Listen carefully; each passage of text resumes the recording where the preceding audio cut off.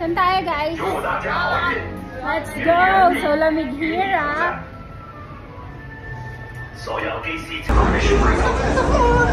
Kaya mo yan! Go, go, go! Let's go! 3.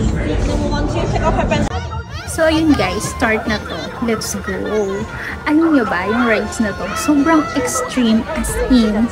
Pag nasa loob ka na yan, pag papasok na, akala mo puro ganyan na ilaw, gano'n. No. Ang dilim niya sa loob, konti lang yung mga lights. Tapos, sobrang extreme niya as in. Balibag ka talaga sa loob. Kaya yun, ang haba-haba nito, kaya kinat ko. Pero promise, nakaka-enjoy ko talaga. As in. See, ganon. So, ayun guys. Try nyo to kapag nasa Hong Kong Disneyland kayo. Okay? Enjoy!